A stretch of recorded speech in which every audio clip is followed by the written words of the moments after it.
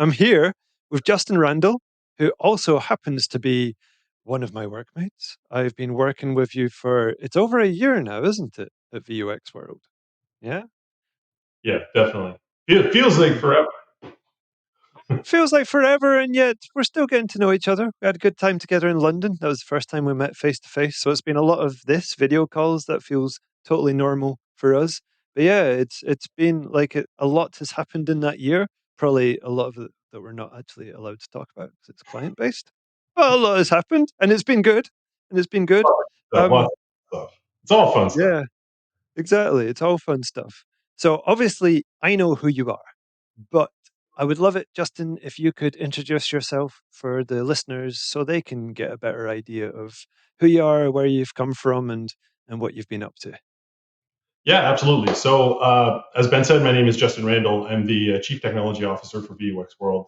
So, what that means for VUX World, I'm responsible for the technology side, particularly in the service delivery part of our business. So, that's working with businesses on everything from strategy, ideation, prototype, delivery, and managed services for bots. Right. So, we'll do everything from teaching you how to build, to build it with you, or build it for you and take care of it for you. And so, the brief background behind that: I spent 20 years in telecom, essentially building consumer grade facing services like television, internet, telephony, and all that stuff. And after another story, which I've gone over in many other instances, and maybe we can touch upon it, but after a very wildly successful project with conversational AI, sort of the light bulb went on, and I realized, like, oh, there's something real here. There's something very transformational, and that galvanized me into a complete career path switch to focus on customer experience and conversational AI. And here I am. Awesome. Lovely to have you here. It's yeah, it's great to it feels really nice, often you're working with people and of course we have our chats, but it's really nice to just sit and get your thoughts on so many things because often you'll bring stuff up in meetings and I'm like, "Oh, okay. That's interesting." And now I can really just grill you That's a for really nice way of saying that I talk and ramble a lot. So thank no, you. no worries. No worries. I mean, obviously, talking is the name of our game, so this is a good thing. But yeah, you've got a lot of experience that is extremely relevant and useful, but also you're coming from more of a tech side where you understand things in a completely different way from how I understand them. And obviously, tech and design in conversational AI, there has to be a kind of synergy. We're working together all the time. So Yeah. it's really nice to get your thoughts on stuff.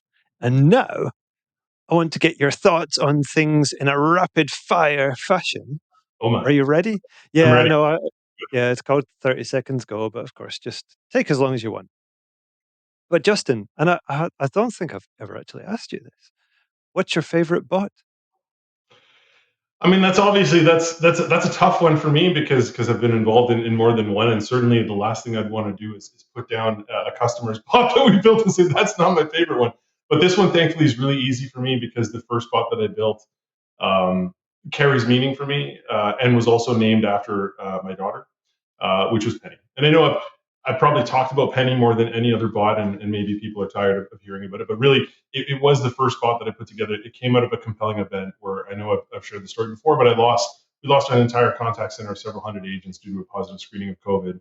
And we had to scramble real hard to put together some type of solution to triage the contacts that were coming in on the voice channel, and the small local outbound team that we kind of formed to kind of reach back out and help people. How can we prioritize all of that, right? And so, there was a whole journey. There was a life experience behind that. There was the dire straits of our retail base actually finding me on LinkedIn, going, "Hey, there's a problem with my modem." Like, that's how bad our customer service had gotten as a result of losing hundreds of agents, right? Yeah. To putting up that prototype and my CEO actually going, "Okay, let's do this," to the rough launch, to the 2 years of tuning and realizing tremendous business value. It was transformational for me as a person, right, in my career. And again, it was ultimately what led me to switch focuses and say, "Hey, telecom, we've had a great run, and I love obviously the company I work for. I love my teammates. I love the technology." But I saw that I had a real chance of doing something different and helping people, because it was a journey. It was really difficult to get out the door. It was difficult once it was out the door to kind of optimize. And there's no books, there's no best practices really for doing the whole end to end, take this live, keep this live, and make sure it's constantly doing well. Of course, when you talk to practitioners, there's a lot of stuff, but like there's nothing. Uh, it was a journey that once I reached the point of, and I would still say Penny's an unfinished work of art, but once I reached a point where I would say, wow, like what a thing, it left its mark on me. And so it's a very easy question to answer and say, okay, it was Penny. And maybe one day that'll be different, but today it's the easy answer to that question. Yeah, lovely. I mean, it's really delightful that you named the bot after your daughter, after your kid.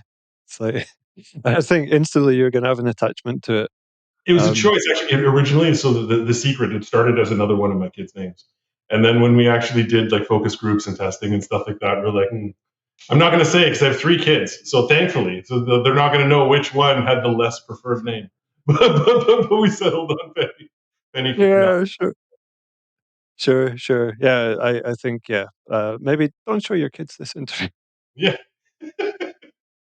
But, I mean, that's the thing, isn't it? Like, of course, you have this personal attachment to the thing you're creating, but then as soon as you're done, it goes out into the world, and then, yeah, when you're picking names, you have to put that to the group, so if your kids' names are in there, you might get, feedback that you're like, "Oh, that hurts," but yeah. definitely happened. It definitely happened. When someone would leave a bad survey or something with the bot and say, "Oh, that Penny did this and this and this," you're like, "Hey, that's my kid." Like, don't talk poorly about kid. Talk about an interesting segue. Sorry, and again, you know me, I like Nope. rambling on. So one of the most interesting things about that project, as someone with a very strong technology background focus, was dealing with direct customer feedback on your project that does kind of feel like your child in a way. So usually, if I was building, an internet service or I was building something like that, yeah, there's customers who can say, "Oh, yeah, they had crappy internet, like I had buffering," but really you don't take it too personally because you're like, yeah, well, maybe there was some attenuation on a line somewhere, there was a regional problem. Like, it's not necessarily what you've done specifically. If you've done something Yeah. stupid and caused an outage, sure, you accept responsibility, but again, what's wrong. There's no real personal attacks. But with this is an interesting project because it's something that you build as technology focused, but it does embody some kind of personality. You do Mm. have a little bit more of an attachment to it because of what you've sort of put into it. And the feedback, what you're dealing with now is the customer service layer, right? And so, they say like weddings and car crashes. Like people will normally like leave feedback if it was absolutely amazing, and even then, maybe not, right?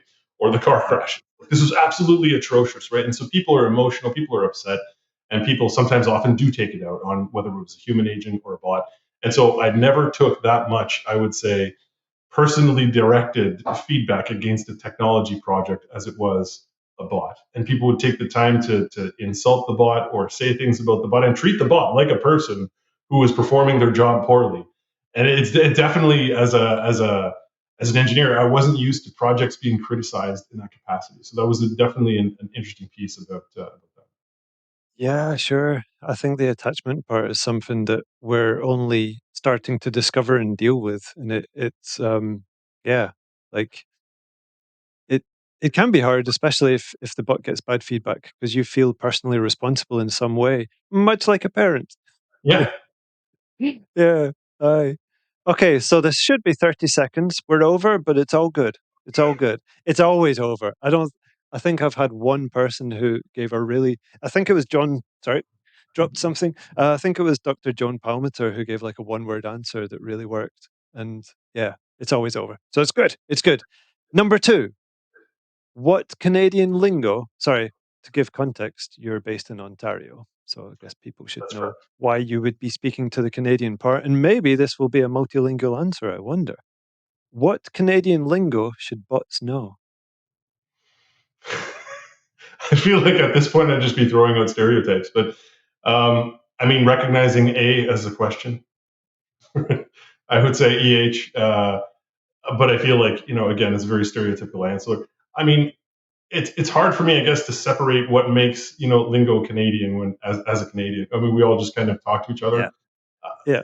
Yeah. I suppose, when I go to different places, I notice what other people, do differently. Like when I'm in the UK, hearing people say, "I've not got one," instead of "I don't have one." Right? So small things Mm, like that. So obviously recognizing, if it's more of a general context of regionalization and localization, obviously you want to recognize small differences like that. but really, if I'm going to play the stereotypical answer, it's recognizing that A is a question, and you should definitely recognize poutine as an entity, and attribute some kind of, try and empathize with someone if they're saying that they need this sort of thing when they're talking to your bot. Yeah, I get you. I get you. And poutine, that's the dish, right? Oh, that's right. How could you do this to me? It's like knife through the heart that you don't even remember what it is. Yeah, it's a very unhealthy dish. I believe originated from Quebec, of fries and gravy and cheese curds. Yeah. Yeah, no, But you can I get that's considered the basic staple version now. You go to Quebec, there's all these fancy specialty places where you can get who knows what on it, and yeah, yeah, cool. It's been turned into a gourmet thing of all sorts of varieties and stuff. yeah. And then every Canadian watching this is now like virtually slapping me in the face for just playing right into the stereotypes. But that's all. It's okay. But I think that's it, like stereotypes because they're true, right? These are common things in the culture that, become stereotypes because you're so used to hearing Yeah. them. In that case, I would say your bot should be overly polite and accommodating. Okay, that's cool. I think most spots should be, right? Anyways, yeah, exactly, exactly. Okay, cool. Okay, great. I now know that if we do a Canadian bot, we're on our way. Yeah. Okay. Um, and finally, I know that you were wondering about this question as we were talking earlier today in other meetings. I would love to get your response to this. Could you please, and I know this is hard, I think pretty much anyone would struggle with this, but can you give me 3 words that describe your career so far and possibly a bit of context about why? Sure. Um, I think I may have jokingly said something that fits at the start of this meeting in a sense, but never stops talking. I think would be a good description for me. That probably anyone who's worked with me has heard me, say the same things 3 times in different ways, in a single conversation. But I joke. I would say if really I was going to pick something to kind of summarize, I guess the journey that I've been on, it would be. I'm going to steal something from the ABCs, right? But always be curious, Uh-huh. right? If I look at every step in my career, I've kind of changed what I've done, or what I've focused on, or what I've been interested in, every few years, and a lot of that has come with just a need to understand a little bit more about whether it's the technology, whether it's the business, whether it's the other departments in the business, but you know I was someone who actually started in the contact center as an agent. So I began my career actually, answering phones as a tech support agent, helping people with, dial-up support. Yeah, that's. I'm going to date myself at all, right? So helping people with modem issues, and getting emails working and stuff like that. But I always had a deeper need to understand what was going on behind the scenes. And back then, contact center agents also had a lot more access. At least in the companies that I worked, I had more access to the back end as well. And so I quickly started automating. And how do I do this? How do I make this easier? And I suppose I took that curiosity of how does this work, and how do I make it easier, pretty much across every single thing that I do in my career, including in conversational AI. I mean, when I first approached that project, I had no idea what I was doing. Like, I had never built a conversational AI agent before. There was a lot of lack of books of how to do this beyond things like Alexa skills or Google skills, which is more of like a command control type voice interface than let's say a two-way multi-turn conversation. And so, it was how does this work? How should this work? And how do I make it easier? Right. And a lot of those philosophies led to, the creation of my own analytics engine, which obviously led to success. A lot of operational orchestration and automation that led to me being able to make changes really fast and with confidence. Like, I could make changes going live in a day. I think I remember when I was on Kane's podcast, the VUX World podcast a few years ago, and I think I remember Dustin had asked me a question about changes or something like that. When I looked at it in like 1 month, we had pushed over 150 releases or something like that. Many of these just during the day, and a Yep. lot of it is again putting the tools and systems in place to make things to understand how things work and how to make it better and make it easier, right? And so Yeah. always being curious and always seeking, and that helps also with what we do, when building, because we're learning new domains all the time, right? So my background was in telecom. We've done a bot now for debt collection. We're doing bots for waste management. Do you know what I mean? And travel and things like that. So like, we don't know anything about these domains, right? We understand the technology, but it takes that curiosity also to probe and to learn how should this work, right? because at the end of the day, we are digging our hands deep into process. The bot doesn't live in a vacuum. The bot's part of a bigger surface area of how businesses interact with their customers. And so, even in doing that, as you know from working together, sometimes we can make tremendous improvements for customers that have absolutely nothing to do with the bot, but came to light just because we're probing and asking these questions. We're trying to understand things and trying to ultimately make things better for people. Yeah, cool. And you have so nicely segued into the main conversation, which is about a connected bot being a good bot. Sorry, I'm trying to change buttons as I talk, and that wasn't as smooth as I hoped for. No, it's right. So, yeah, like an awareness of what's happening in the organization that comes to light from working on the bot, and being aware of what's going on and learning, as you say, you need to be curious, because there's things we come into the project that we know already, and there's things that are huge question marks, and we have to then just go and try and discover how that's working. And really, yeah, it's about connections, right? It's about like connecting what you're doing with what you either know already or what you don't know. And I guess there's all sorts of different ways we could look at this. But luckily, I've got questions prepared for you because I could just go on all sorts of random tangents. But I think, this is the thing that, like, I uh, still find working with users stuff that for me it's still fairly new to me. Like, I understand, for example, API connections. I understand that when a bot has API connections, that allows it to access information that's been made available somewhere else on the web in some format, where it can perhaps access a database with customer information or something. um, and these are things that I understand, and I know that as we're developing a bot, it's like, okay, uh, I understand that we're going to have to access these things, but I still feel like I'm seeing it in quite simple terms, and maybe that's what I need. So, could you please, like, describe to me a bot's connections in layman terms? Because I guess there's more than just APIs to it. You know, what are we actually looking at? Yeah, I mean, if I was going to break it into, I guess, two contexts, I would say one of them would be APIs. So that's how does the bot access information, right? And then the other one would be the channel layer of connections. So how does the bot connect to the outside world, right? Sure. So I'll start with the latter first. So obviously, a bot doesn't live in a vacuum. It needs to actually be able to interact with people. So some of the core connections that a bot needs is connections to those channels. So whether that is the SMS channel, whether that's WhatsApp, whether that's voice, whether that's even email, right? And so thinking up front, very early about how your bot is going to connect to things. How are you going to manage those connections? How are you going to try and have seamless conversations across those connections is definitely something to consider. And by even doing that, you are going to need to form other connections, leveraging the API side of things, right? So again, I mean, if you think of the bot, let's say starting a conversation over SMS, and then we think of the idea of having an omni-channel conversation across now that they've gone on VoIP or voice, sorry. How do those link together? How is the state shared with that conversation? And so that would need to obviously exist somewhere, right?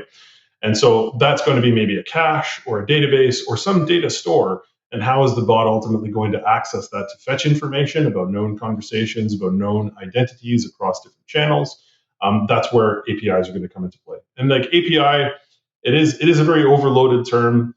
Really, when we talk about API, especially as a developer, it may not even be something that's over the network. I mean, if I borrow a piece of software for someone else, like a module, even that module has a way that I'm supposed to talk to it. That's its API, right? But when Yeah. we talk about API at a general level, we're saying here's some kind of interface or some kind of some contract that I'm willing to commit to people who are going to talk to this thing, whether it's a module that you're putting in a piece of software or something that sits on a network somewhere that you're going to speak to.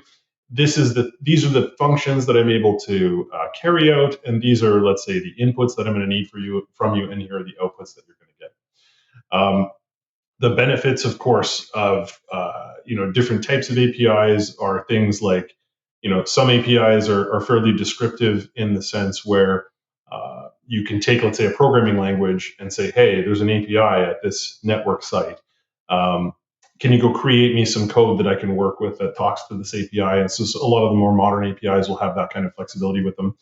And some of the older ones, or even ones that aren't leveraging those types of open standards, you may have to do a lot more sort of hand coding to kind of build things yourself. But you may sometimes hear things like, the reason I even go in this detail, you may sometimes hear people say, oh, we don't have an API for that, or things like that. What they're essentially saying, usually in those terms, is they don't have something that is residing on the network that other applications can easily talk to over the network. Because almost everything has an API. If I write a piece of code and it's private and only I can talk to it, but I can talk to it, it probably still has an API that I can use to talk to it. And really, at the end of the day, even if there's no network-based API, usually people are talking about like HTTP or web-based APIs. There might be a database behind it, which technically, when you connect to a database and you're pulling it, there's a SQL API or there's a database API for that. There might even be files that live on some server in some specific format. So there's no API, but it's got a parsable interface, it's got a specific format, and you could say that its API is that format and the file system, right? I And, get you. and there's always a way. Like, again, I'm the automate everything person, right? Like, no matter what, when someone tells me there's no API, my answer is like, haha, yes, there is. We just have to either make it or figure out like what the format is that we're going to extract that data and essentially make it useful or make it accessible. Yeah, I get you. I get you. And so it's essentially connecting the bot to sources of information that it will need to carry out the conversation, right? In Yeah, real time, at any time. So APIs can perhaps be some function better than others, some can be slow and perhaps not suited to a conversation. Um, and absolutely. that can be quite a downfall, right? If because of course we expect a conversation to carry out in real time, and delays, you can prepare someone for a delay, like, okay, give me a few seconds to go and check that. But of course, with AI, with automated conversations, we really want them to be quite rapid and not have people waiting. Yeah. So I guess this is one area where I imagine the APIs, like, they can stall a conversation if you have a not like a dodgy API. For sure, yeah, and but there's always a way. There's always a workaround. Like, lack of an API. Well, I mean, look, if you can't get access to the data, if you have, let's say, data that's absolutely highly confidential, or it's behind closed doors, and Mm, your cybersecurity team is like, no, you're never getting access to this data. See you later. That's pretty prohibitive, right? But if it's a case of speed, if it's a case of poor API design, there's always a way, right? And it may not even be poor API design. It may just be that the system does a lot of things and it's just slow, so therefore you don't necessarily want to put it in a real-time conversation. But there's tricks to that, right? I mean, like, data. So for example, you may have a customer with a homegrown customer relationship management system, so the system that has everything about the products they bought from you, how much they're paying, all that sort of stuff, right? They may have yeah. built it themselves. They may not have the sort of scale of companies, obviously, like Salesforce and Dynamics and Zendesk and all those have. And so, hitting it with an API call, like, who knows, maybe it'll take 20 seconds to look up a record, maybe it'll take 30 seconds. It should be fast, but you're not going to do that on a phone call. Really, at that point, it's less of a question of like, well, how do we make that API faster? Because that might be prohibitive. It might be doing certain things that are absolutely required.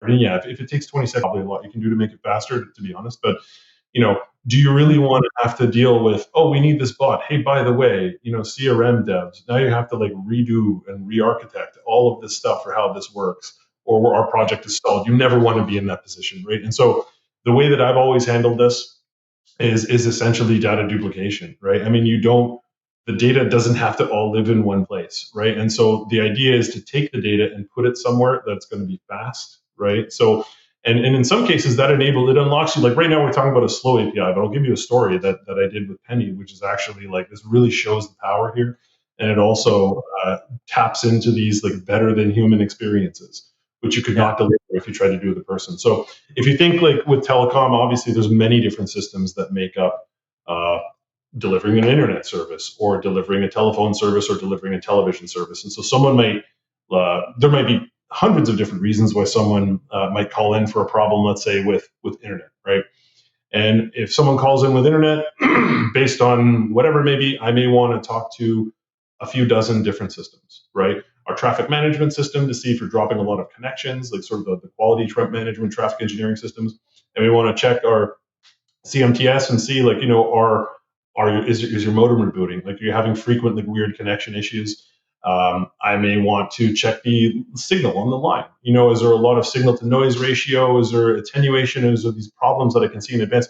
There's no way you're going to do that on the phone, right? And I mean, in some cases, some of these jobs, would take a few minutes to kind of get to. But, and obviously what we wanted to do when people called, well, first thing we wanted to be proactive and prevent people from calling. But when people called, we did a really good job at trying to guess why people were calling.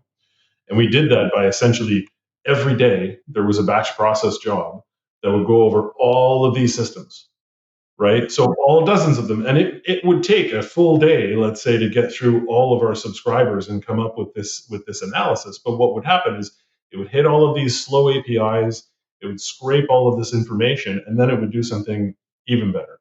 It would actually understand what all of that meant, right? It would take this data and synthesize, and it would come up and say, ah, okay, or they had really bad SNR, signal to noise ratio, and really bad attenuation. They are having a bad internet experience. We don't have to Yeah. wonder about that. Like, we're not guessing, right? Like, that's bad, right? And so all of that data would get compacted, it would get put into this really fast database that was really accessible. And so Penny would come in and hit that, and within less than 100 milliseconds, have a full understanding of what was wrong with their services, right? Yeah. So like immediately there was no time wasted, and then we would create tickets. And then as everything was transitioned to agents as well, like if it needed to be, like they didn't even need to wonder what was going on. Penny would synthesize all of this and say, well, here's what's wrong with the customer's connection. Here's what you need to do next, right? That's And I know, fantastic. like I don't think I was. I think they may have done this just after I left, but then obviously they took all of that and then plugged it right into that. Okay, well now auto generate tickets, Yeah. automatically, actively let them know that this happened and even prevent the call in the first place, right? Yeah. There was a lot of Yeah. effort. Actually, no, absolutely that was done before. But yeah, there was a lot of effort put on proactivity and contact prevention as well, which was another side benefit of this stuff. But the goal is, I mean, you can take the data, make it more quickly available, but in the same time, by undergoing that process, if you feel guilty about just duplicating data, add some intelligence to it, synthesize the information, make some conclusions, make it useful, turn it into being proactive if you want, as in the case with Penny, or at the very least dump it in this fast table that when they contact you, you're like, hey, I noticed you're having trouble with your internet connection, is this why you're calling? Yeah, okay, perfect. Grab the information, create cases, synthesize, move forward. Yeah, that's fantastic. Because I mean, you knew that that information was useful. It's just you had to prepare it in a format that you could actually plug into the conversations. Right. Yeah. Yeah, fantastic. Cool, cool. I'm getting something here. I'm getting something. And so, we're talking about uh we're talking about data in conversational AI and, awareness of, because of course even the term data is so loaded, but it's like having uh, collecting the relevant information based on whatever you're doing, whatever you're focused on, having the data about perhaps customers, and then if it's an internet provider, like speed of connections and all sorts of things. So I know that this is a very general question, and I have to apologize for that. It's just I feel like we have to make it fairly general because, of course, everyone in the audience is probably working in a different sector or a different type of bot. Is there an ideal scenario uh, for teams when using data in conversational AI? How should they treat data in an ideal way so that it's basically suitable for conversational AI? So Yeah. general. No, that's okay. But yeah, so I know my diverging is happening right now, and I'm just slowly converging so I can answer the question in my head right now. But I mean, obviously, there's a few different contexts of data because we've got the data that the bot is going to use in the context of a conversation. So we're talking about, a mixture of, I would say, like hot, warm, and cold data, right? So the hot data, I would be talking about things like, this is your balance right now. Do you know what I mean? So Yeah.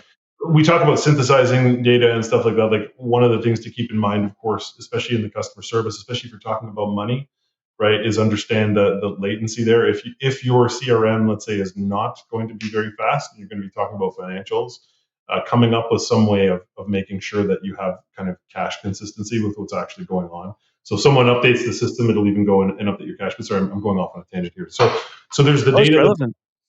there's the bot, there's the data that the bot is going to work with, which again, there's going to be a few different type of tiers of data and how it might need to access it.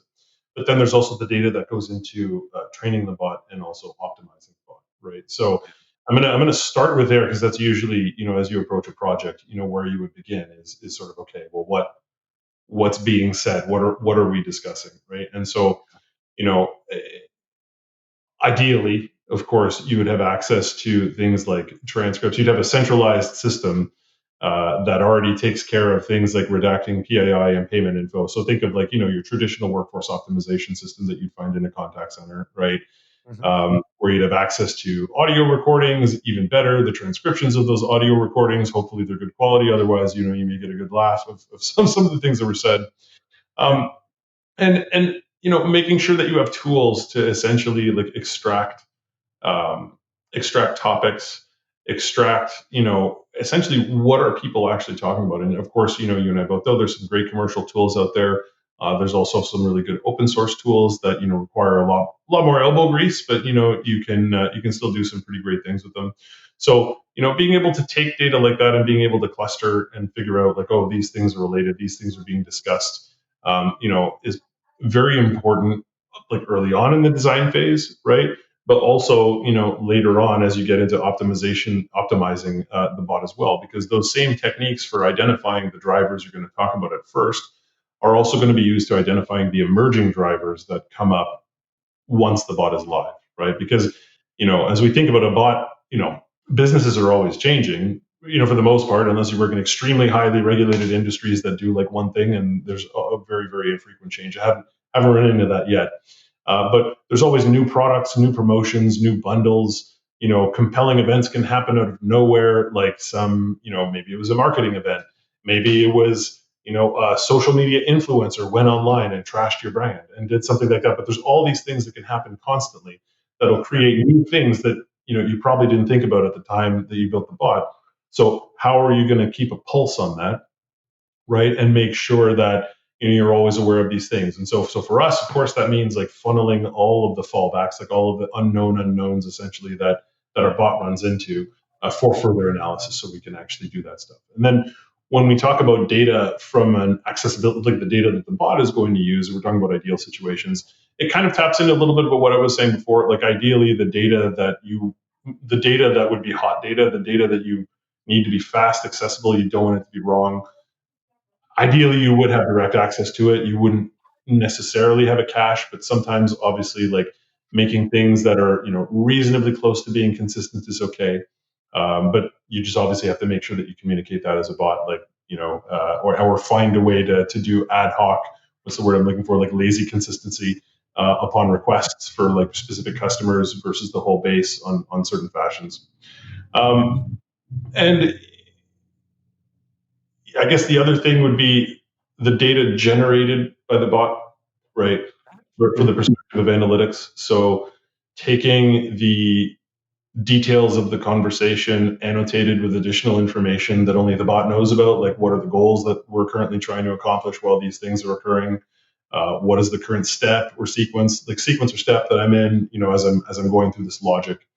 And ultimately, what state is the customer in at the point where they are, interacting with me? And I say state there, I guess it's a little bit of an overloaded term, because what I was thinking when I said it was customer journey. So, looking up information or identity about the customer, and pairing that with the reasons why they're reaching out, to try and understand, like, okay, well, you know, why is it, or to be able to even notice and start to mitigate, why is it that I'm getting this spike of calls from people who are less than customers who are less than 30 days old. But trying to figure out those breadcrumbs of the state of the customer, pairing it with the drivers, and ultimately shipping that off to analytics. So, but talking about ideal state, I mean, you've got data on the conversations in advance in a WFO system. You've got data that the bot needs to access to in order to perform its function, and then data that the bot generates in terms of insights or analytics about what's going on with the customer, what's going on with the bot itself. Cool. There's I don't so know, many. but I talk a lot. That's my I'm gonna hang my hat on that. Yeah, it's great. Like so much great stuff. And I think I could really, I feel like I could ask more about the data generated by the bot because, of course, someone has to define what it's going to collect to Yeah, have that generated in the end in the actual conversations. Sorry, I'm just going to close the door because I can hear the kids playing. I'll be 1 second. no worries, no worries. The cat's still in the room, but he's not going to make much noise. Um, I had a sip of coffee with our viewers. cool. Everybody loves that. I think it's good to get those little moments of peace because basically they they saw at that moment that they could just relax. They That's didn't right. have to do anything. It's actually in these little moments, funny you say that, because even in a conference, these little moments of reflection should be like interspersed throughout the day to just allow people to think about what they've just heard and like maybe think it through. So I might Cognitive. not cut that out. Yeah. Yeah. Oh, cool. Cool. Um, I might have a sip of coffee myself while I rephrase the question. But no, like, yeah, exactly. The bot is generating data, but it's not like, after a conversation, you can think, oh, we want to know this about the conversation. Surely the bot was collecting it. Let's go and find that.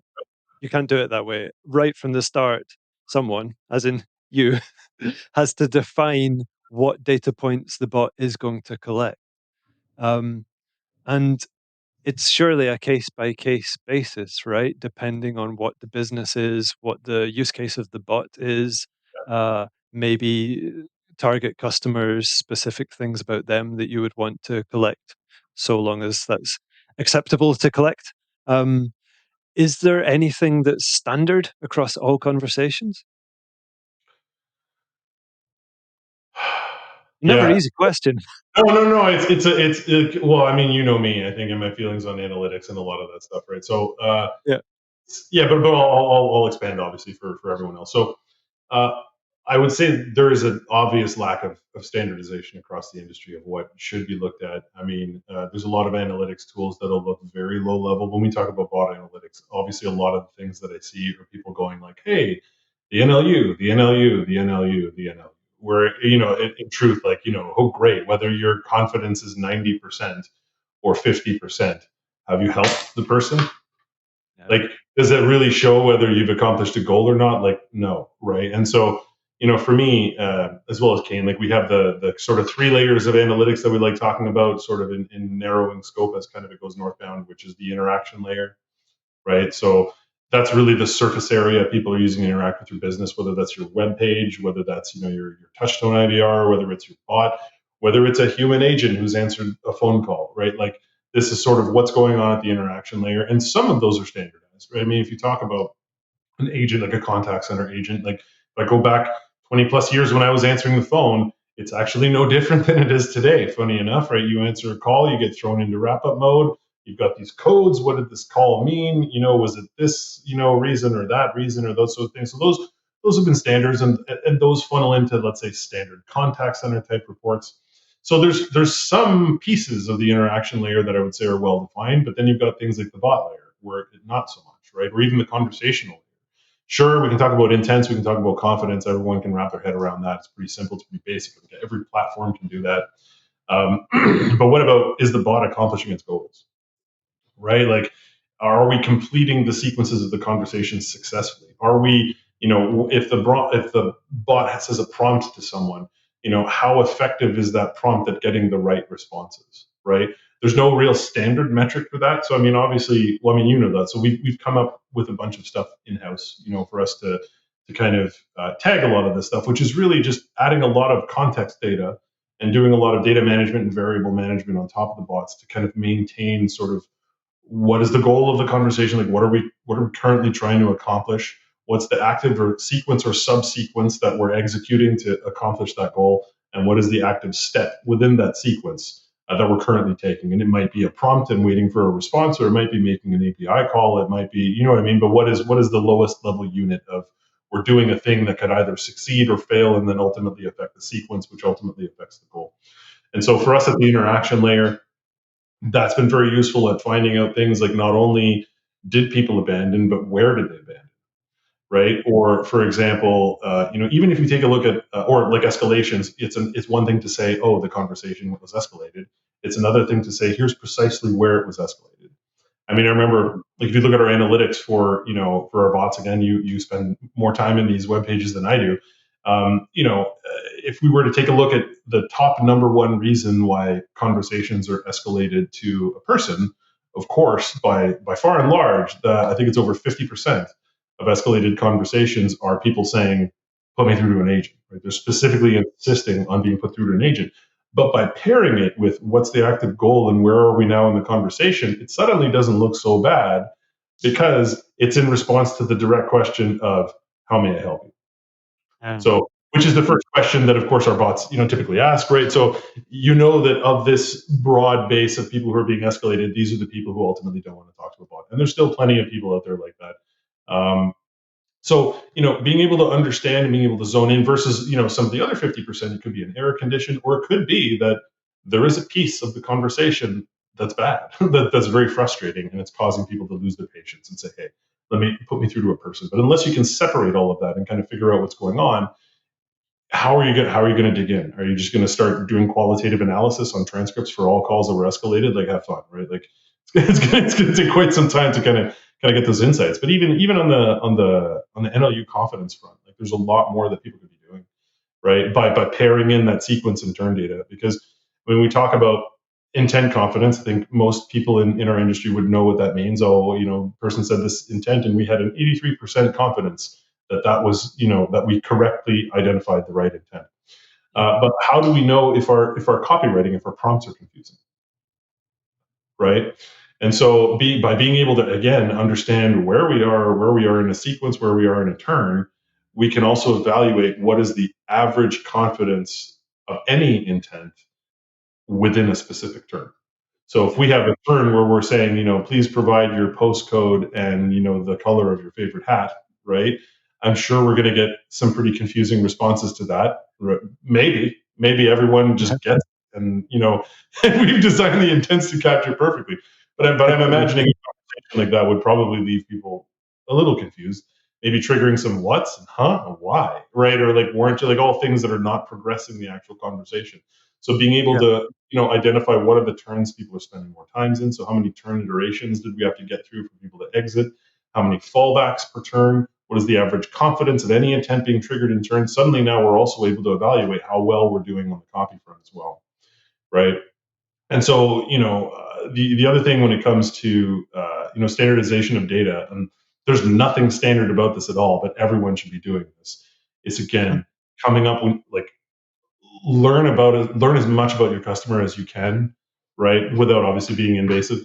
But like, obviously most bots that I've worked with, all bots that I've worked with have had the need to identify a customer, right? So doesn't that, you don't have to identify them for every use case, but the more details you can pull about a customer in some way, shape, or fashion, the better you're going to be able to help them, and the better you're also going to be able to provide ROI details on the bot itself, or even do that proactive, the proactive contact prevention. Because if you can figure out the state that people are in, so identify the customer, look up things like, are they a new customer? Are they a long-term customer?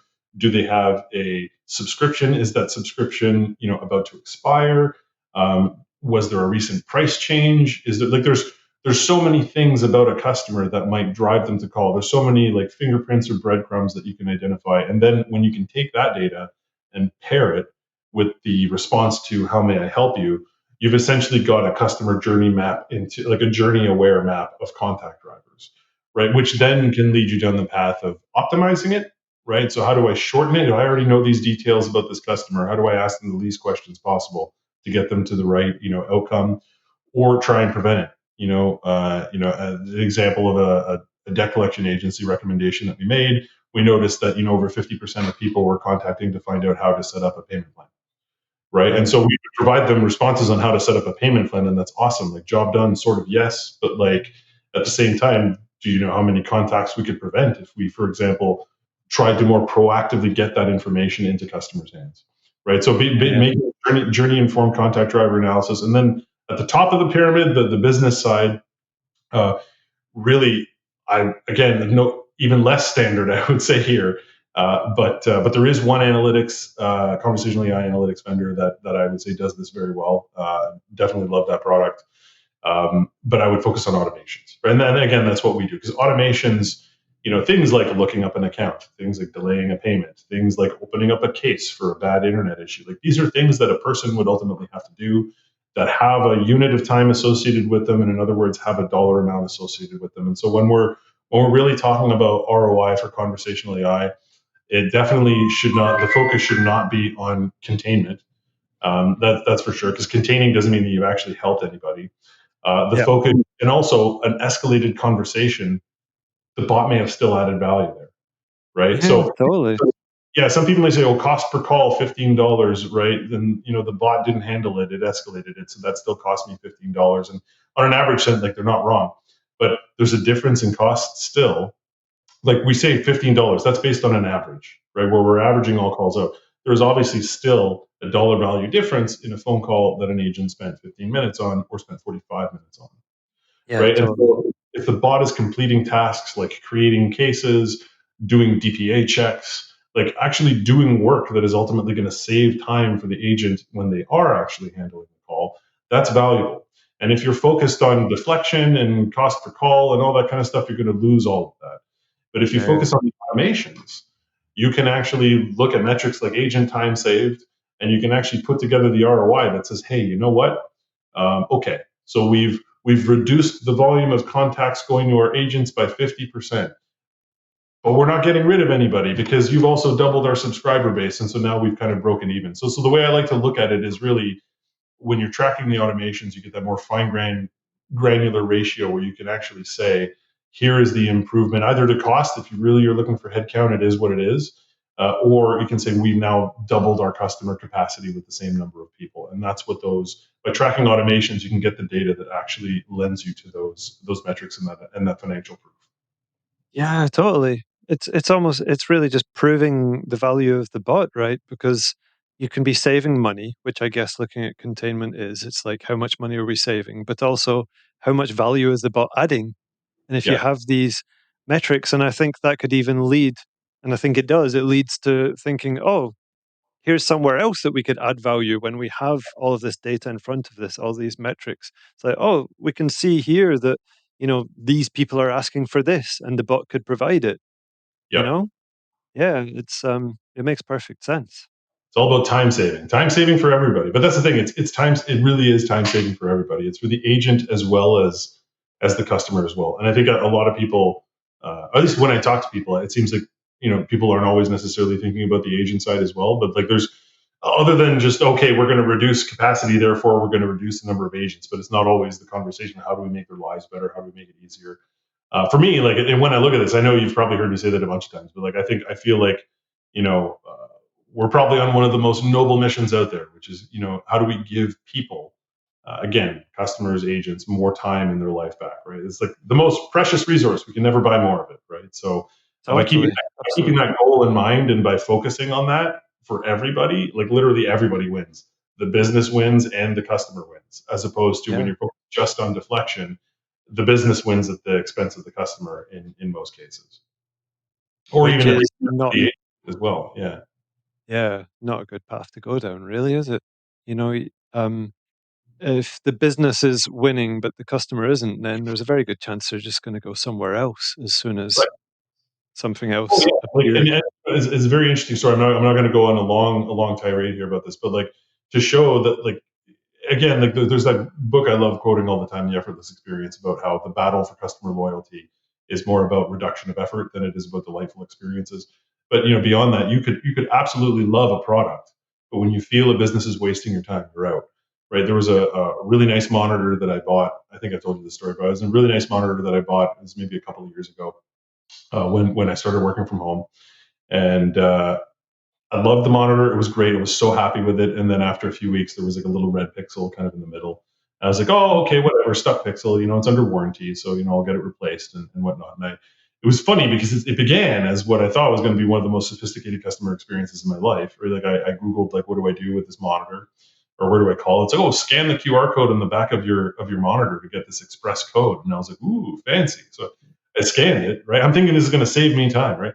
So I scan this code, I give my 10-digit express, code number, and then I call the hotline. I'm not going to throw this brand, under the bus, but I call the number, and it was of course one of those bots that like spends over a minute just introducing itself, and I'm like, Yeah, yeah. and then it's like, okay, now key in your express. If you have a 10-digit express, whatever number, key it in now. I'm like, amazing, key in my number. All right, now tell us the reason for your call. For monitors, say monitors. For computers, say computers. I'm like, wait, what? I just sort of scanned this thing anyway. So I went through the whole thing. Uh, Long story short, it kept taking me to the wrong department. And when the Yeah. wrong department would transfer me to the right one, it would always drop the call. And so that happened essentially 4 times. And in the total time of my life, like the actual service the contact center provided was really fast. Like when I got to the queue, they were answering in 30 seconds. Like overall, if I was going to look at contact center metrics and Hmm. IVR metrics and bot metrics, they'd be like, those were awesome phone calls. Super fast connection to an agent, like all that stuff. But anyways, it probably at this point I maybe only spent 15 minutes of my life on this. But it was Uh-huh. such an unproductive 15 minutes of calling back and dealing with it again. At that fourth call, even though I love this monitor, I was like, hey, you know what? This just keeps happening to me. I just can't deal with you guys anymore. Like, I want to return this. I want to return Yeah. this on something else because I don't want to deal with your company anymore. And Yeah, yeah. any good customer service team, they put me in touch with a manager who was able to, talk me and obviously empathize with me and be like, "We're so sorry, our phone system is messed up," and yet you're 100% right. You know what I mean? And then they talked me into, keeping the monitor and all that good stuff. And so I'm talking to you on it right now. So it is still here, right? But Yeah. the moment, like just the loss of my time. And again, we're talking Yeah. 15, and they were answering really fast, but just the unproductive loss of time, I was willing to forego this brand altogether, even though I loved their product. And I think that Yeah. really says something about, how we should be treating our customers. And again, like really, like time is the most precious resource that we have in our lives, right? Mm, You can't buy more of it. absolutely. It's one thing we can't buy more of, right? Do you Yeah. want to be the business that's robbing that from your customers, or do you want to be the business that's helping them enjoy a more quality life with less frustration and less toil? And that's what I like to challenge businesses with. And it's pretty easy moral fiber to pluck the string and say, don't you want to be a good person, right? Like, Oh, totally. But like they had a QR code, so they should know that that QR code is on the back of a monitor. They should know the most likely things that people call up about for that monitor. And they yeah, could have presented that to you from the start. opportunity for amazing experience was there. It just completely was not. Right? The Yeah. idea, the idea. I bet you anything, the designers had it right, and then the implementers just I know we don't know. We don't people know. like me just sort of like, all right. Yeah. It's agile, right? It's the minimum viable product. It's half there, just doesn't actually work. Sure. No. So Justin, we're talking a lot about connections and data, and of course, saving customers time and all the stuff, which is, the kind of vision for what we're doing. But something that has come up a lot for me in recent conversations with conversation designers is the collaborative side, you Mm. know? And this is also it's resonant because of course we're working together every day. So I feel Yeah. like it would just be great to know what you want, like what you hope for from me. But like, what do you feel? Because of course you've worked in different teams and small teams, huge teams. Now we're a team of six. Like for you, what does good collaboration look like? And I'm not just asking for this for a selfish point of view, but really I know that a lot of conversation designers at the moment are asking this, Well, I can because tell you working with this colleague Ben of mine what bad collaboration looks like. No, I'm kidding. I'm kidding. I would Sorry. believe you. No. Sorry, go ahead. I cut you off there. I apologize. No, no, it's fine.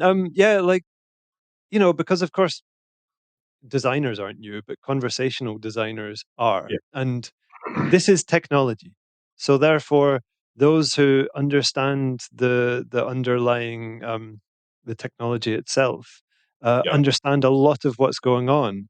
And I think that's the thing. There has to be this kind of synergy where and I don't want to oversimplify, but I sort of have to. So, you covering the tech side really understand what's happening with all of these connections, what's happening behind the scenes, so to speak, but really everything is behind the scenes.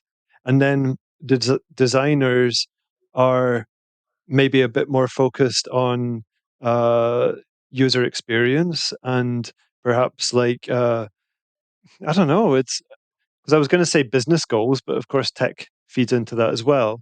We're all doing the All same. Yeah. exactly. We are all doing the same thing, but from different angles, right? No, and I say like, yeah. So for me, good collaboration. I mean, I obviously we're I mean, you know this, but I guess for everyone else, we're very big on design thinking, right? Like making sure that we have collaborative ideation, right? It's very harmful for anyone, I think, to live in a vacuum and think that they're going to come up with all of the answers themselves. Even soliciting external feedback, from your team, as inputs to ideate and to think about. But I would say one of the things that I'm hopeful to participate on and looking to emerge in our industry is something akin to in the software community, like domain-driven design. And so, domain-driven design was a book actually written by an individual, but it essentially is a way of I would say if I'm gonna overly summarize what this book does, it's meant to get developers to think a little bit deeper uh, about the domain in which they're developing in, Mhm. and how to come up with the right abstractions that make sense kind of for everybody, how to come up with ubiquitous language in terms of talking about things, whether it's stuff within the domain, whether it's stuff about how you're going to work together, how that can lend itself, obviously, even to best practices and center of excellences and templating. I mean, if we come up with, let's call it a pattern that we'll call the hamburger pattern, and we know that the hamburger pattern, the copy is going to kind of flow this way, and the technical bits are kind of be that way. You and I can get a use case and just say, hey man, let's do the hamburger pattern for this one, and we just know this is exactly what we're going to need on input. This is what we're going to get on the output, and so behold. And in many ways, I think that's somewhat lacking. What's lacking too in things like analytics, right? Because there's no common.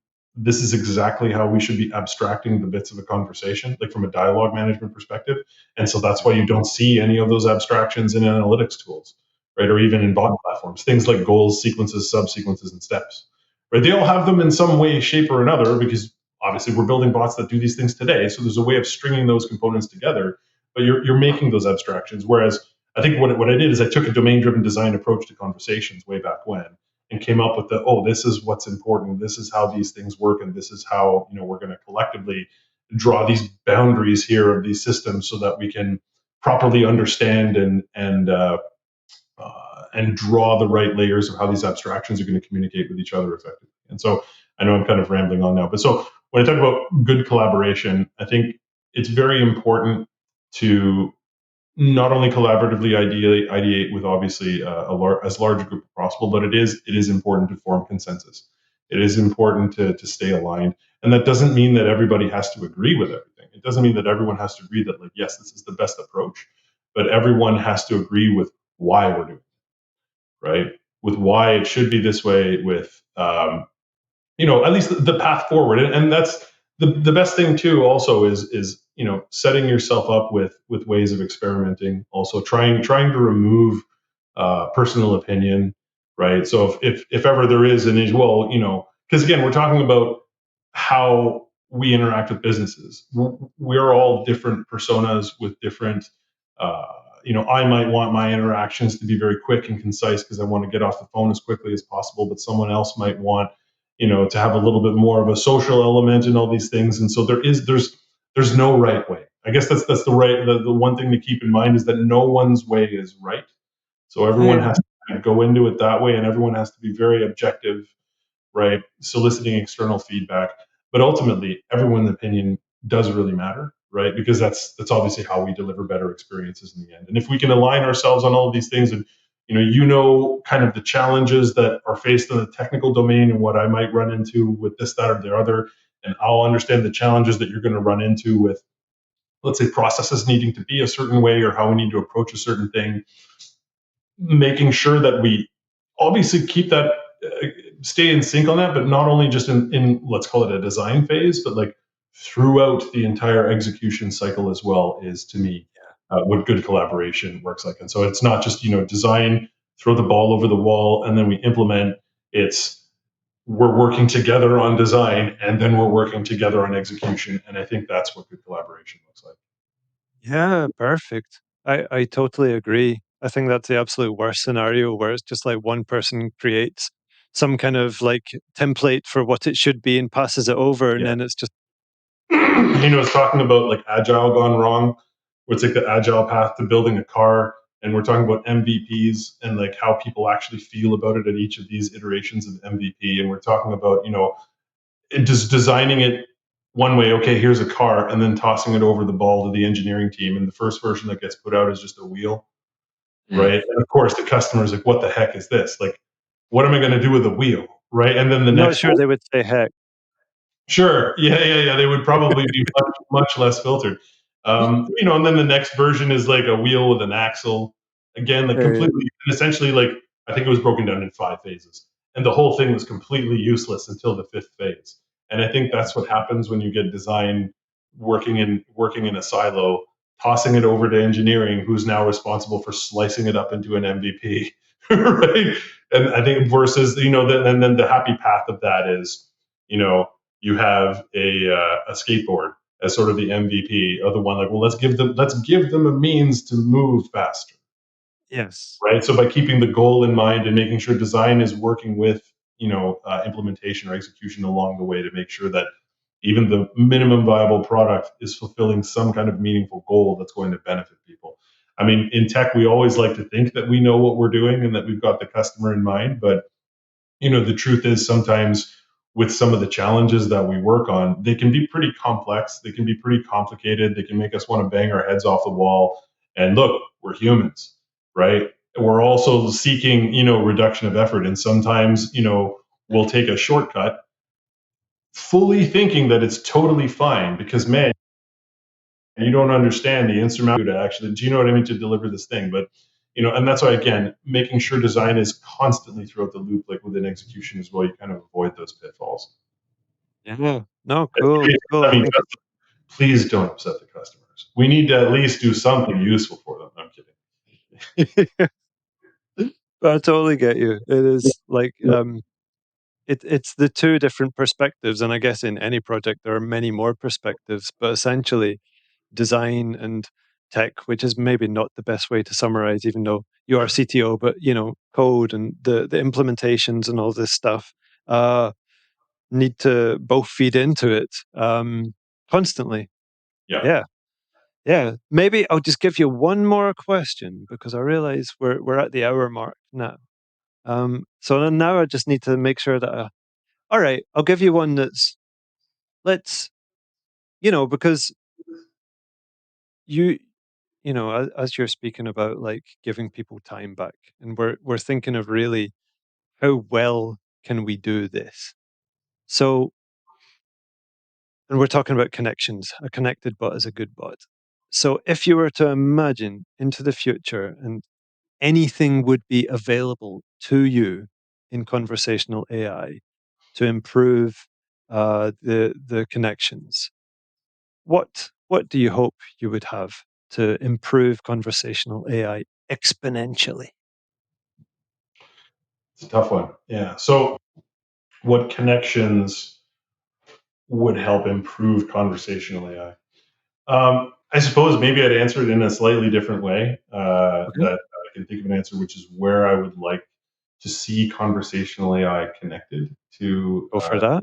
improve on the other end. So,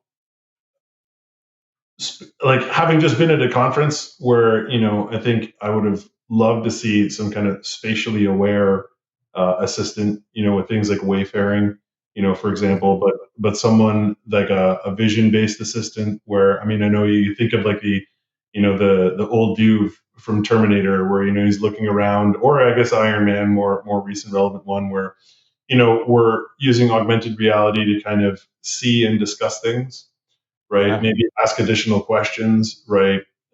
So conversing with your augmented reality metadata that you already have, in present state. I mean, we have good means of displaying stuff, but Mhm. taking that data, and I mean, if you think like some of the technologies that we have available today, like you walk past, none of this is new. You can hold out your phone and walk past a shop and have ads pop up and stuff like that through augmented reality. But being able to also converse with that, because like obviously like these ads that pop up, you want to know more, you click in, now you're in a web page, your modalities changed. Like we're really like the experience, like you're kind of walking down. If you really want that customer to get in your shop, right, you really want to catch their attention. What if just answering a couple quick questions, or even having an agent be like, hey, you like our ad, like come in here and we'll show you ABC, or even add some empathy. And you think some of the technology we have available today could already be some of the underpins of that. Like you think like you could take retrieval augmented generation and pair it with augmented reality, so you could have these conversational pop-ups, as you're kind of walking through, a neighborhood with shops or things like that. One of the other things, this was something I dealt with a lot in telecom, was accessibility. Because there's people who are unable to speak that still need to make phone calls. They have these TTY devices and stuff like that. But like speech recognition, of course, still needs to improve to make this bulletproof, right? But being able to increase the availability and quality of those services by having people even potentially pick a brand for themselves. So today, how that service works. There's essentially a contact center, and the customer is essentially typing messages to an agent who is then calling on their behalf and having these conversations, right? And so, there's an opportunity for even people to personalize themselves, right? So Yeah. imagine instead of calling a contact center, right? And again, you're also dealing with availability, you're dealing with staffing, you're dealing with scheduling, you're dealing with times of day, right? So instead of that, imagine being able to create your own persona branded voice, right, which you're controlling by typing, as opposed to having another person.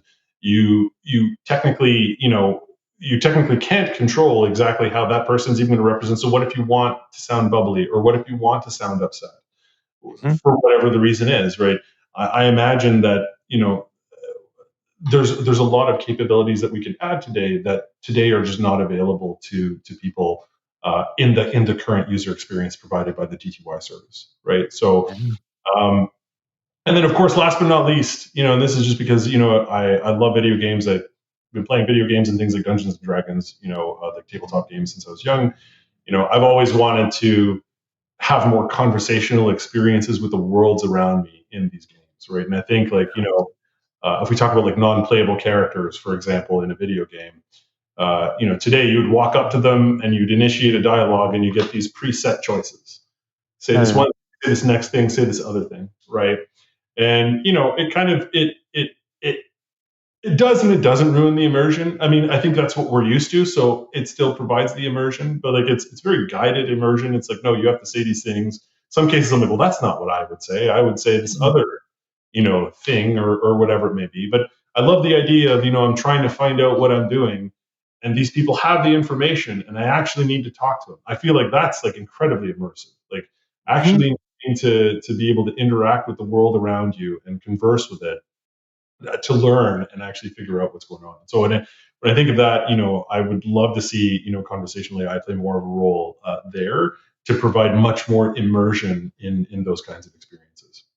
Yeah, well, that would be incredible. Like all of those things you've described have been incredible. But yeah, I can imagine in video games because it is really, you start to see the kind of the joins that are holding the whole thing together when you start to go up and talk to these people and they're just like, even in some games, they won't even talk to you. They'll just go like, "Ah," and walk away or Yeah, something. And it's like, well, okay, that's kind of funny, but it doesn't feel very realistic. yeah, Um, yeah. yeah, and even, yeah, it could be done with large language models. And Totally.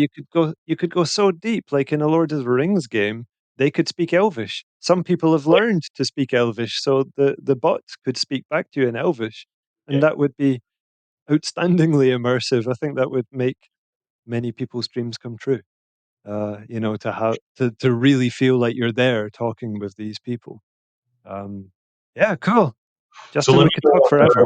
let me know when popular NLU frameworks start supporting, Elvish and Klingon and all that stuff. We'll have some pretty immersive, immersive video game experiences. It's really, yeah. I'm sure this isn't so far away.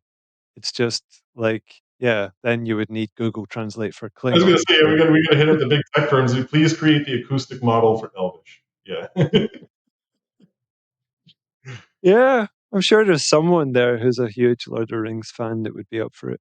there you go. you know, Google or wherever. Yeah. Yeah, Justin, we could talk forever. It's great. It's great getting your thoughts on all this stuff. And, like so much of what you're saying is useful. I really wanted to get your thoughts on data and connections and, these aspects, which I think, as this is essentially these podcasts are really for conversation designers, and many of us are dealing with these things regularly, but perhaps don't understand them as well as we would like. So thanks so much for giving the insights and you know making those connections. Right on. Well, thank you for having me. Honestly, I'm happy to be here, and I'm glad that you didn't grill me too bad. So thank you. No Hopefully, worries. my usual scatterbrainness and came up with some coherent responses along the way. But no, it was Uh, great. it's totally fine, man. I'm just gonna feed all of your voice data into some kind of AI trickery and get you to say whatever I want you to say.